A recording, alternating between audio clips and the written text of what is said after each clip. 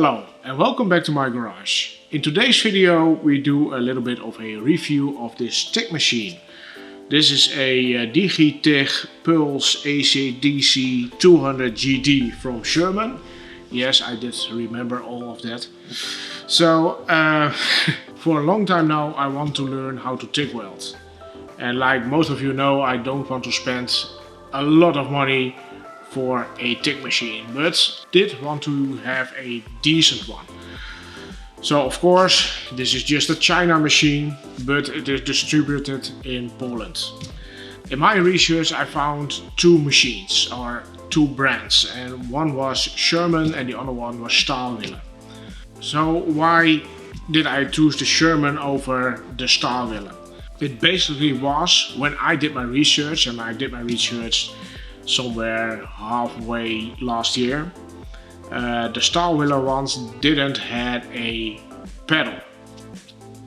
They only did it by the button on the on the torch itself, and I wanted to use a pedal. Why? I don't know, but that is what all the pros use, so I wanted to use that too. But when I did order this one, I saw that Stahlwille had updated their machines for new ones, but also they bumped the price a little bit higher than I wanted to be.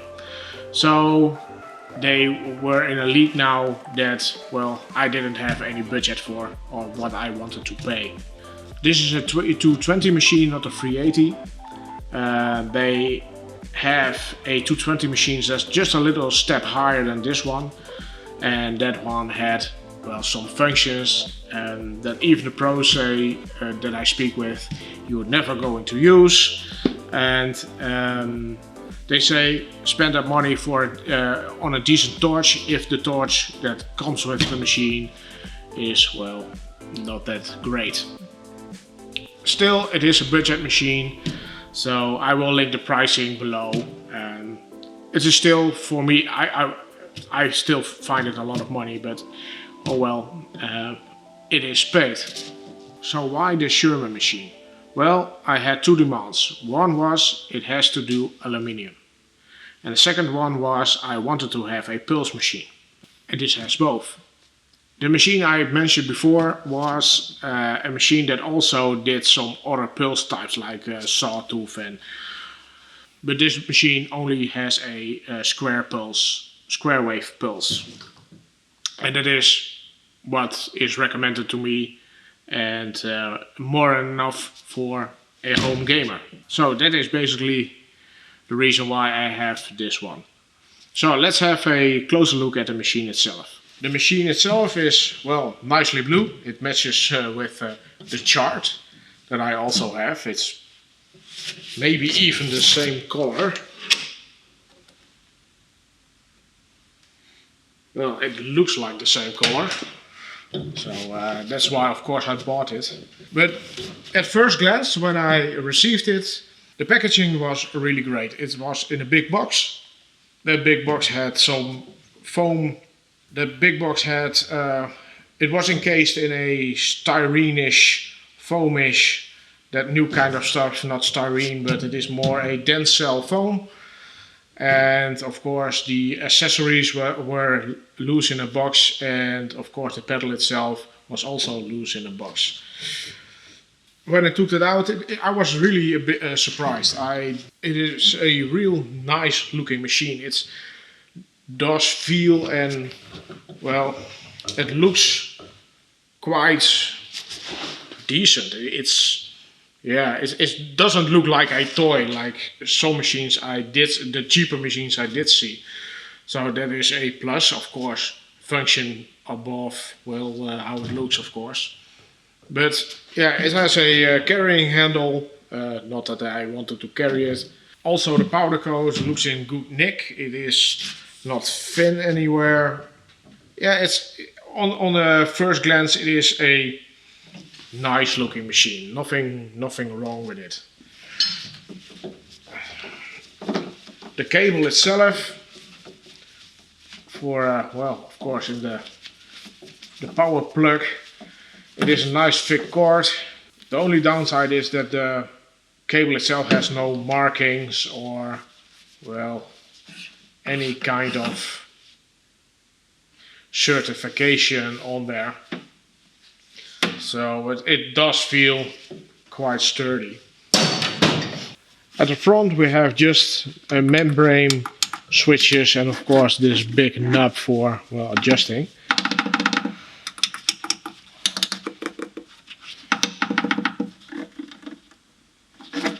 It does feel fine. It doesn't feel any chintzy or anything. It's fine. On the bottom, of course, we have our minus and our plus, and of course where we have to hook up the gas for, well, the torch itself, and of course the remote control itself. On the back, flat panel, a big fan. Yeah, the argon inlet I rather have seen, instead of a nipple like this, I rather have seen a quick disconnect like at the front, but this is in there and it looks fine. And of course the on and off switch itself. So shall we open it? Let's have a look at the inside. Yeah, why not?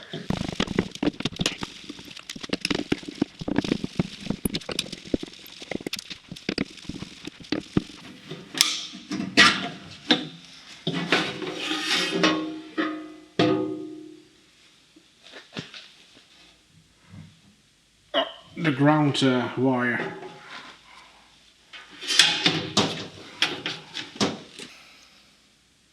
Well, it does look, it has some decent gauge wire, so that's a very good thing. Of course everything is grounded, the bottom right here, the case itself, so that's also a good thing to have. So here we have the insides of the machine. I'm not terrible good at, well, what everything is. So hopefully you know that better than I do. The PCBs are nice and thick and are covered in some lacquer. Well, some lacquer is maybe an understatement. There is quite a lot of lacquer on the boards itself. And also the connectors are glued in place, so they will not disconnect when moving. Also the bars that connect the PCBs to the torch are nice and thick.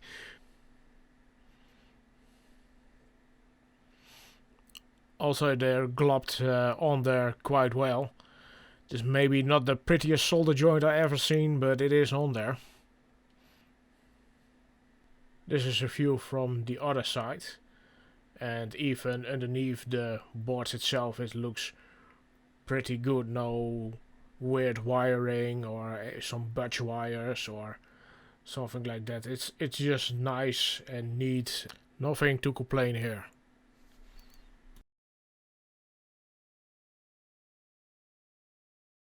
Here we have a big capacitor on the top. Nice and beefy. Not that that says anything, of course. And here we have the brain box itself. That's sitting at the front of the case. And the cooling itself is handled by a massive heatsink. As you can see, it's split in two.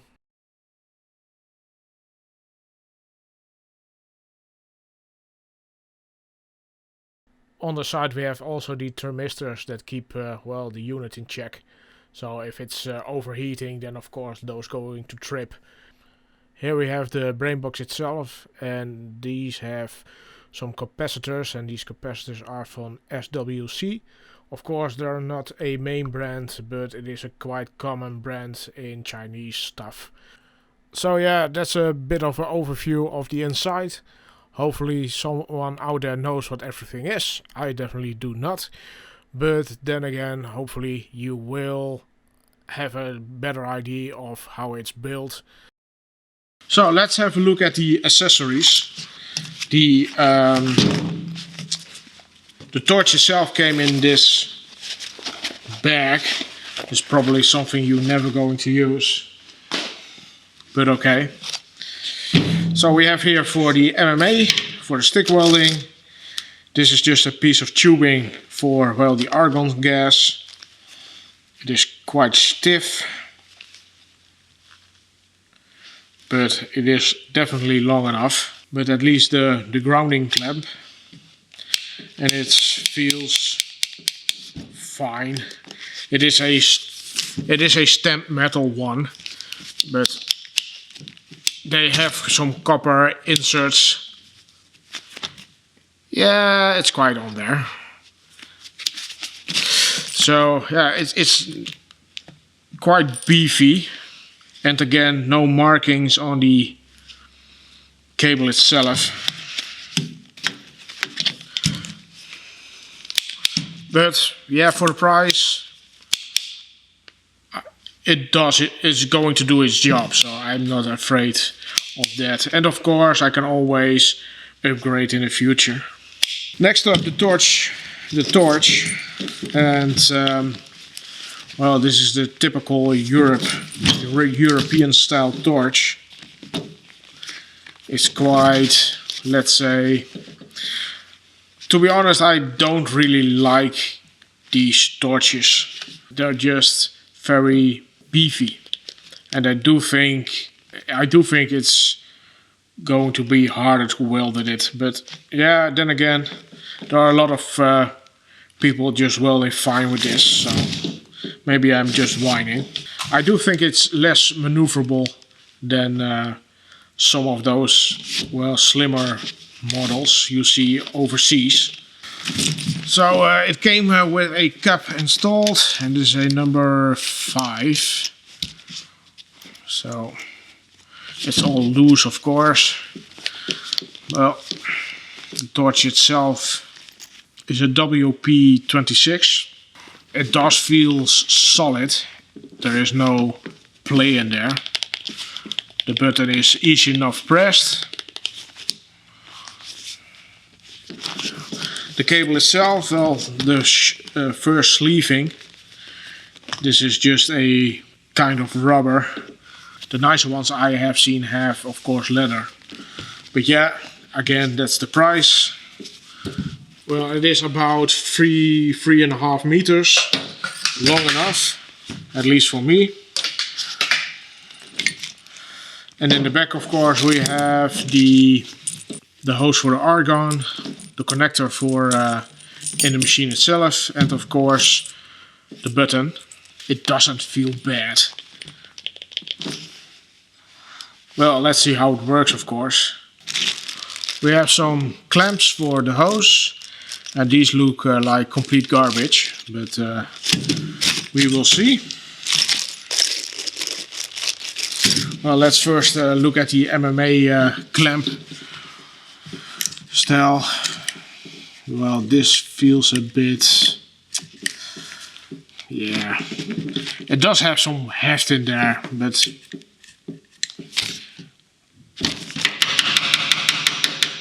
well, it won't break on you.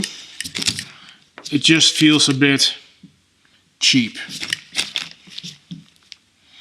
but I doubt that it don't do the job. So we have to try it out also, but I need some electrodes for that. And also it has been, I think, 20 years the last time I tried to weld with stick. And again, no markings on the cable, but it looks nice and beefy. For a home gamer, yeah, I do believe it's just fine.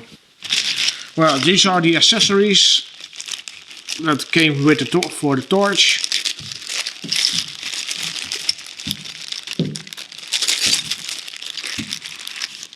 We have some tungsten, a tungsten red in this case. Not that it really matters, at least that is what I have been told. You have a couple of colors, like red, purple, green, and so on, so on. Of course, the tungsten is different.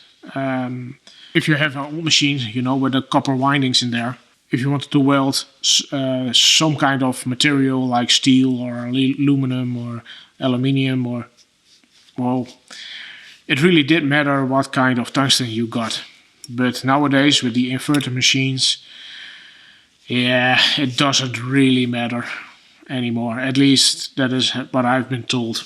There are so many welders and everybody has their own opinion. And let's see what kinds of cups we have.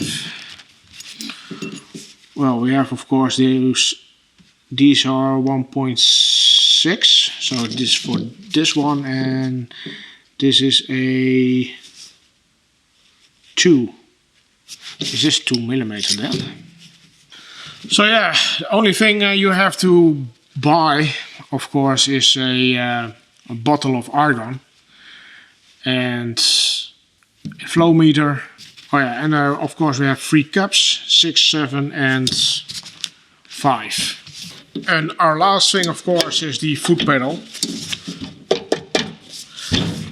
It does look and feel quite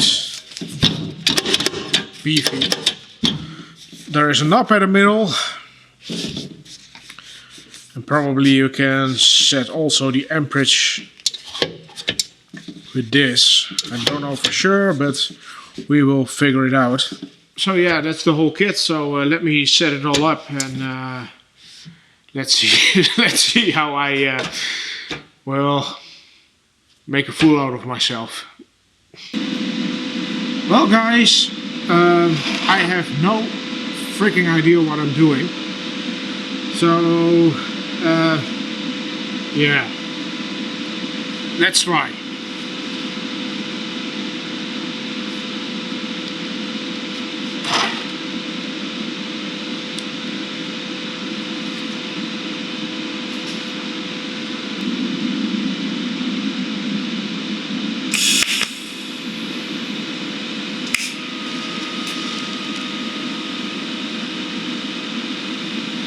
Oh wow.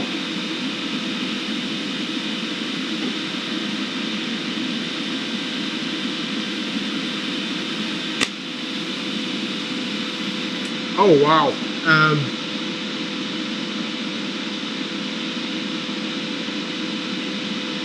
That is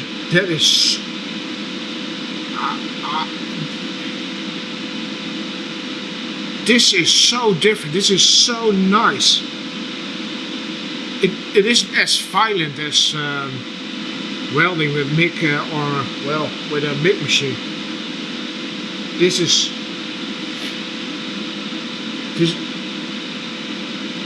of course, this is not really welding. This is just holding the torch in place. But wow, I did not expect it.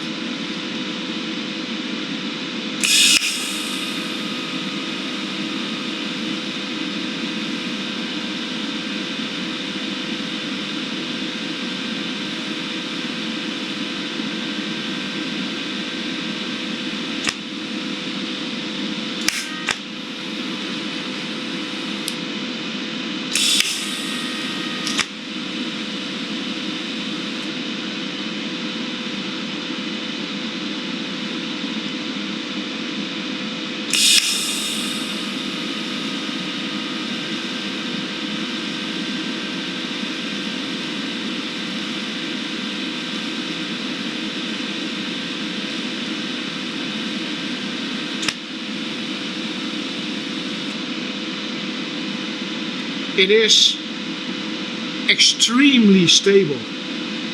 With MIG-MAG, it's really violent. It is well. This is only to be honest. How it feels like is MIG-MAG is cutting your steak with a dull knife. This is a sharp knife. It's so different. It's really fascinating. I cannot.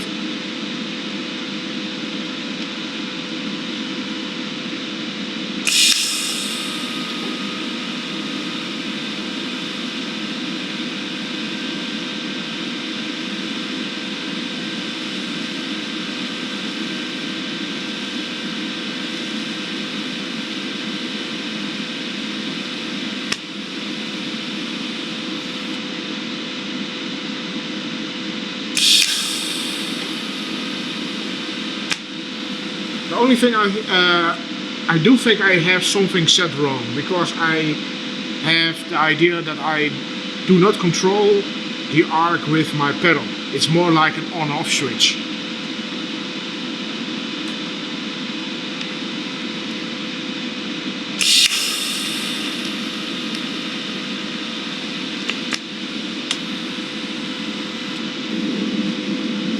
I do think I figured it out.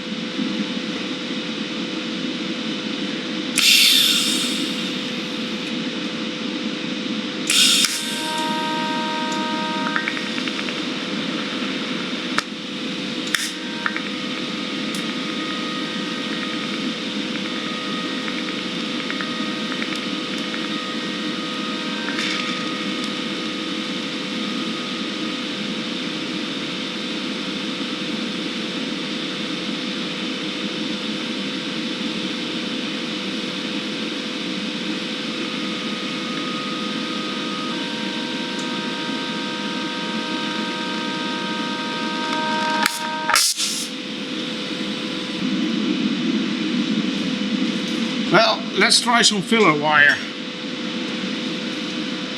I know I'm a bit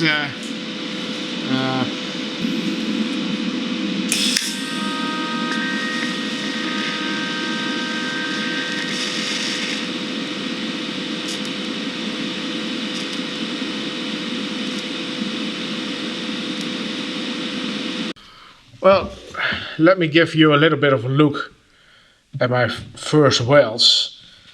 These were without filler. As you can see, it doesn't look half bad, it's just weird. And I swear I never ever touched a TIG torch before. This of course was just a little bit farting around with the settings, especially for well, the foot pedal. And this is the first one with filler. I must say, it is, yeah, is it good? No, but for the first time I think I can be really proud of myself. To be honest, I thought it was a lot harder. I think it is not overrated. I think people overrate it to get into it. I think it's much easier to get into it, but mastering it is going to be a lot of practice. But yeah. Well, let's continue.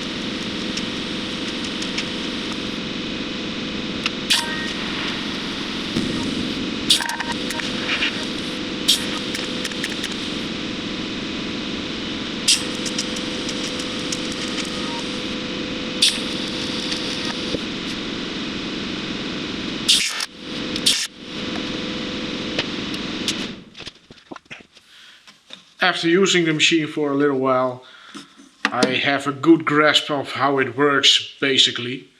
So let's have a look. Of course this thing makes a lot of noise. When you're welding I don't mind it as much, but when you're filming it is quite a bit annoying. But yeah, it is how it is. So let's turn it on.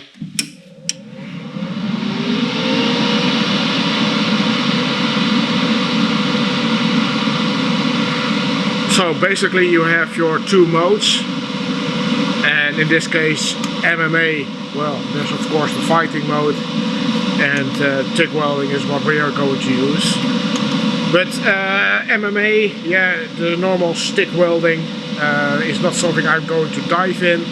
But I did notice that there is some kind of hot start, and you can change that, and I do think it's help prevent sticking.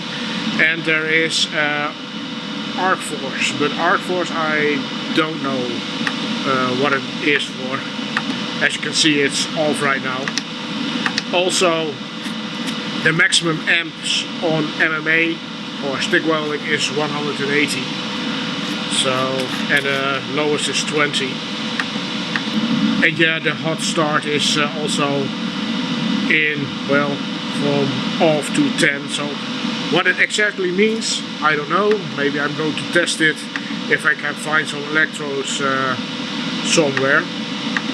But it's not something I'm going to focus on, so and probably never going to use. TIG, that is of course what we want to.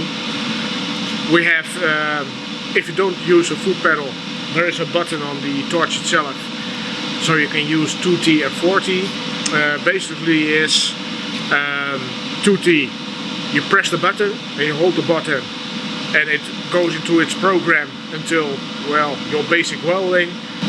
And if you release the button, it will go further in the program and will, well, until it's terminated the arc.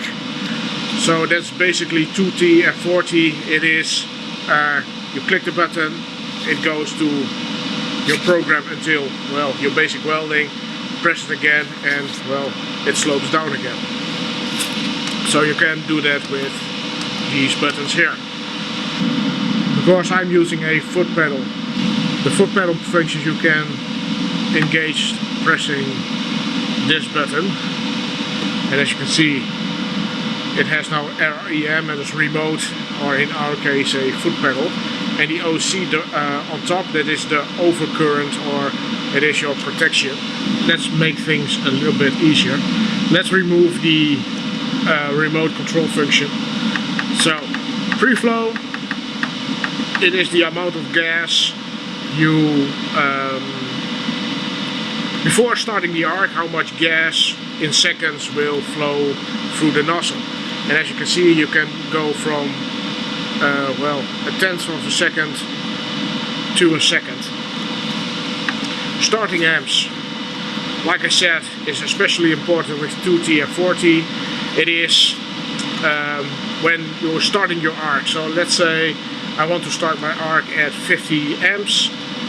Then of course you have your upslope. That's the amount of seconds it needs to get to its peak amperage. So let's say I want to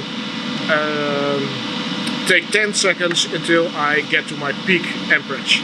And my peak amperage is going to be, well, let's say 120. So in this case, if we have the 2T mode, what will happen is when we press the button and we keep it pressed, we get a half a second of pre-flow. I don't know anymore how much I said it.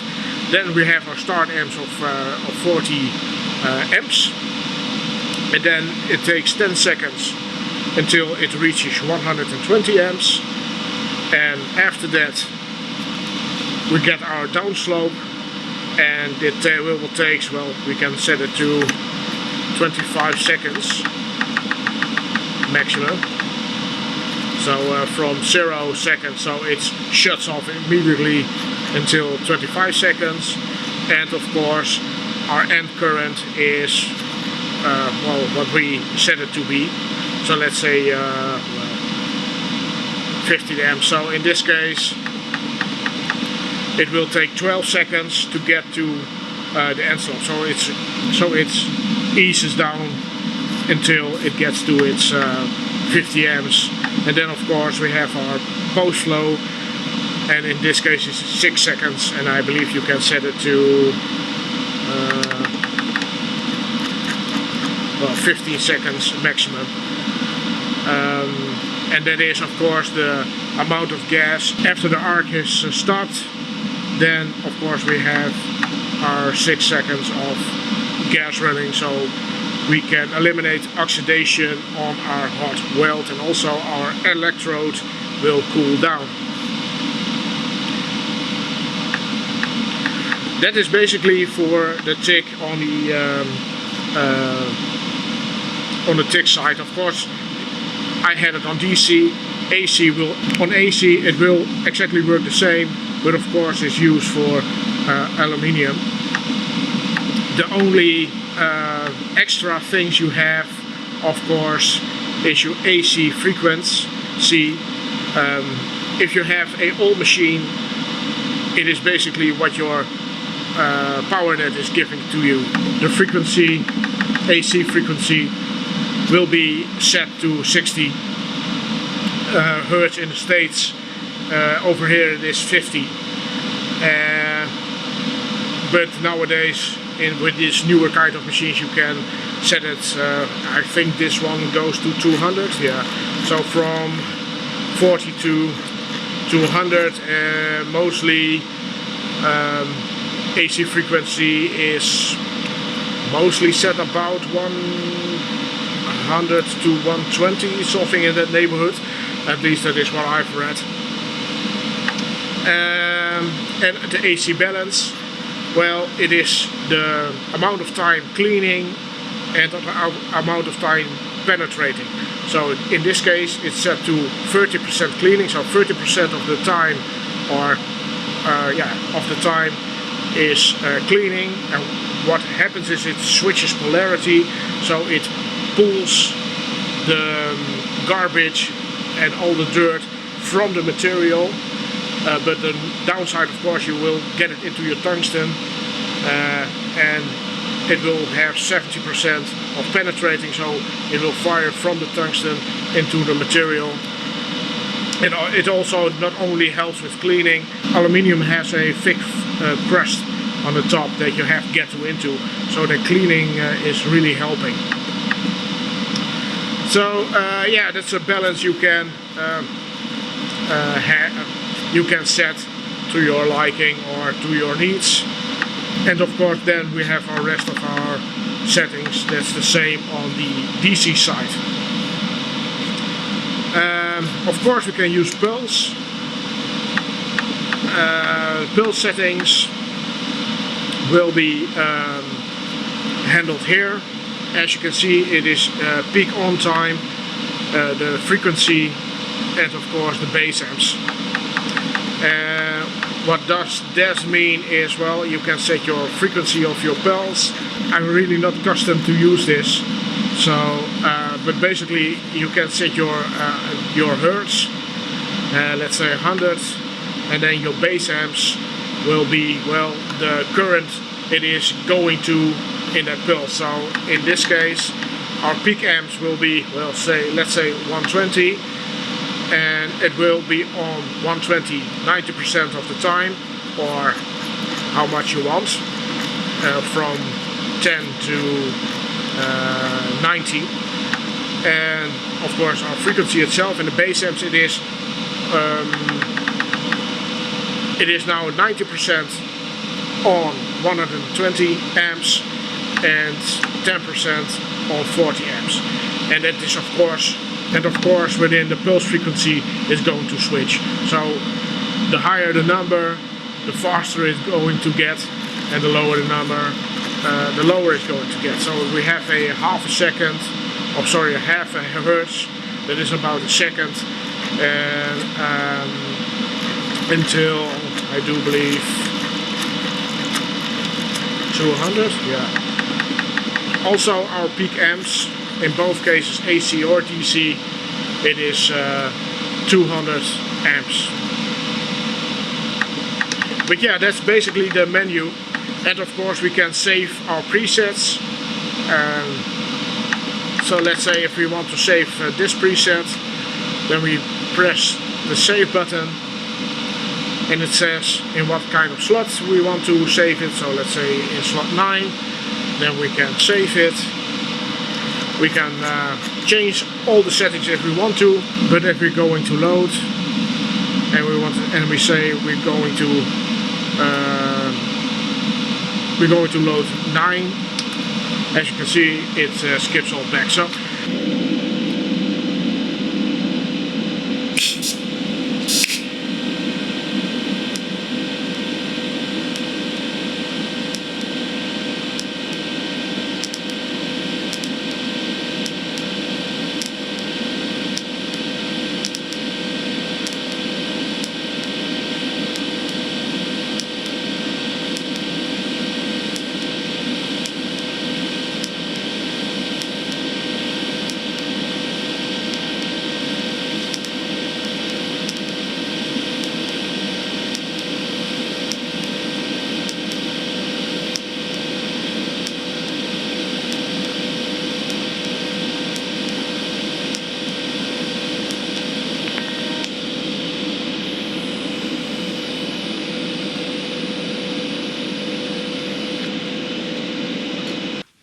Well guys, this is my welding after about 12 hours of practice.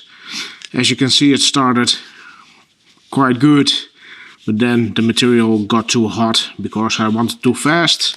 With my practice I switched out the coupons. So I did a bead and then I switched to another coupon. Only I didn't do that for this filming, but yeah, that's how you learn. And as you can see, I didn't clean them or whatsoever, but they do not look too bad. Of course, these are too hot, but yeah, this is about 12 hours of practice. I can say that is not bad. Here are some other coupons. And this is one of my first. So this is, I think, about, well, maybe 2 hours in the job.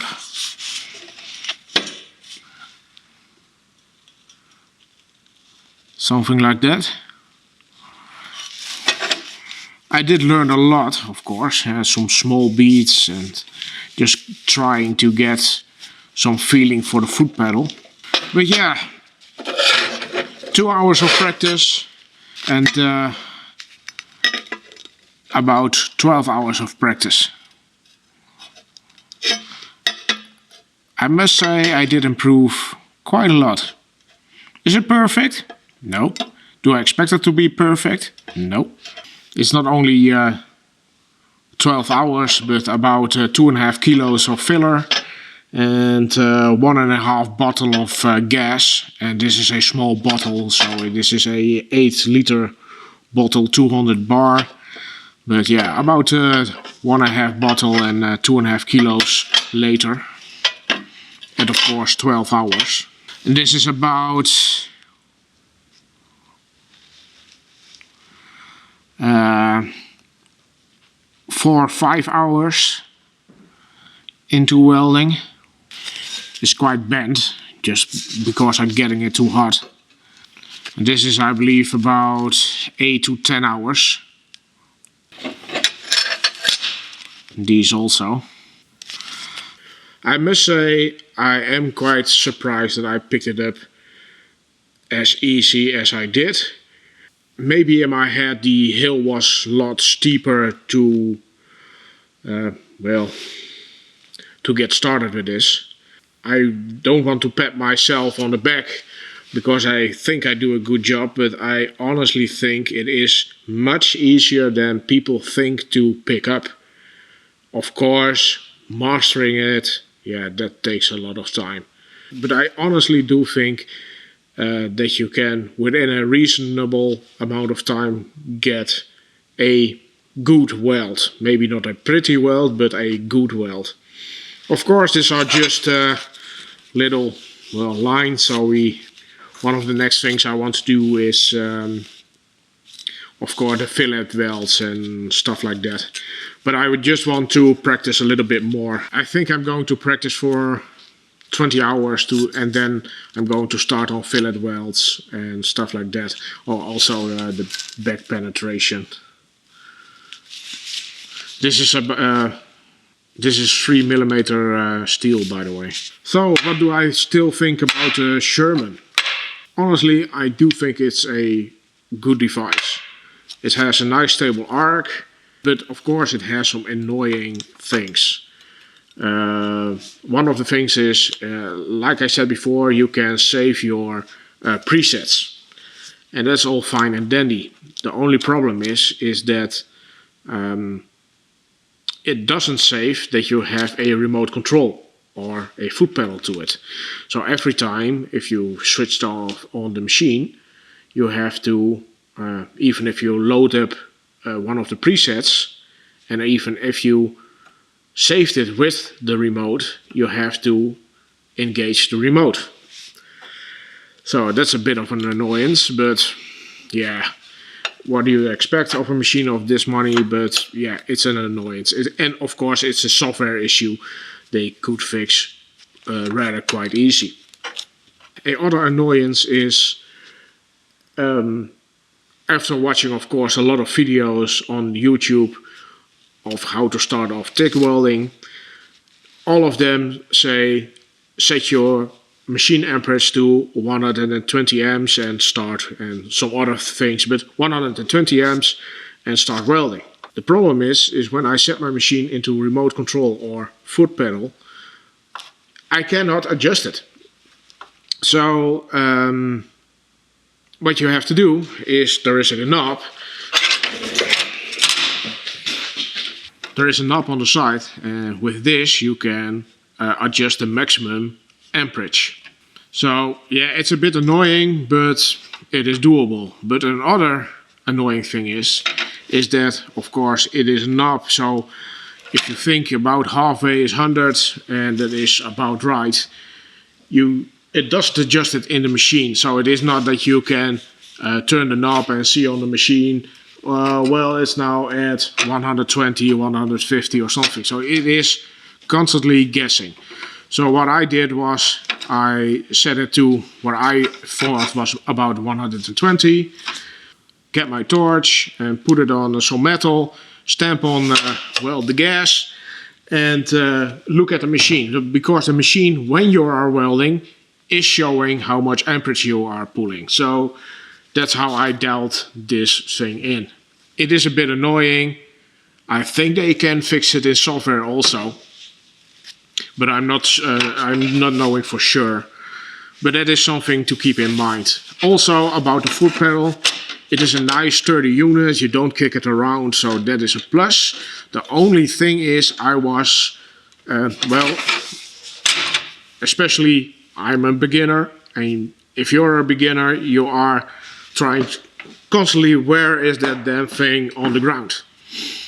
And even if you found it, you don't want to press it, of course, because, well, you want to have a good feeling. And of course, by feeling, and you know if you have your foot just right, you know by feeling how far you press it for, well, the right amperage. So, what's a bit annoying, they have a little kick for, well, your heel, but as you can see, it is just too flat. So what I'm considering is, well, get some wide pliers and just bend it up there. And I do think it's going to help when you are just ready to weld and you're, well, feeling around where that damn gas pedal is been or is hidden, and even if you find it, then you can easily locate your heel into the right place. I do think that is going to help. At least that is where I run into. But for the rest, I must say, even if it is bulky, and it is bulky, torch, it is quite stable to use. The only thing I found was that I had to lift it up quite high to get it level. So maybe putting something underneath it, or maybe even what I did, putting up my hand a little bit more, like so. But I do think I'm going to get some carpal tunnel syndrome as I keep it up like this. So that's a bit annoying. So, and it's also not flexible. But then again, it is just a little bit of a nuisance, and maybe it's just me not used to, well, this torch, of course. But it's not a big of a deal as I thought it would be. Also, I don't focus on me, focus on this. Also, I tried some aluminum welding. And as you can see, for a beginner, I think this is my second coupon I did. So these are my 4th, 5th and 6th bead, or maybe other way around. So yeah, it's welding aluminum welding is a bit, if you go from steel to aluminum, and of course I'm still a beginner, it is a bit weird. It doesn't melt as easy, but then again, if I put in too much amperage, for my feeling too much amperage, it's going way too wide.